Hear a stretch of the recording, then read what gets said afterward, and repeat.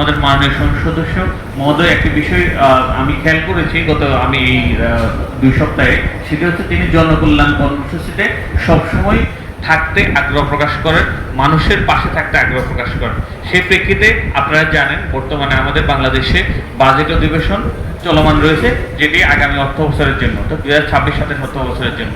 একটি দেশের জন্য গুরুত্বপূর্ণ হচ্ছে সংসদ, এবং সেই সংসদের অন্যতম গুরুত্বপূর্ণ অনুষঙ্গ হচ্ছে বাজেট। সেই বাজেট অধিবেশনে একটি দিন তিনি উপস্থিত না থেকে আপনাদের মাঝে এসে উপস্থিত হয়েছেন শুধুমাত্র একটি কারণে, যাতে করে এই এলাকার অর্থাৎ এই লালমাই এবং নাঙ্গলকোট উপজেলার উন্নয়নে তিনি যাতে আপনাদের সারথি হতে পারেন, এবং আমরা যাদেরকে বলি প্রান্তিক পর্যায়ে বা তৃণমূল পর্যায়ে, সেই তৃণমূল পর্যায়ে যারা আমাদের অর্থনীতিকে ধরে রেখেছেন তারা হচ্ছেন কৃষক। সেই কৃষকদের মাঝে যে উপকরণগুলো বিতরণ হবে আপনার সুষ্ঠু ব্যবহারের মাধ্যমে আপনাদের উৎপাদনে সহযোগিতা করবে।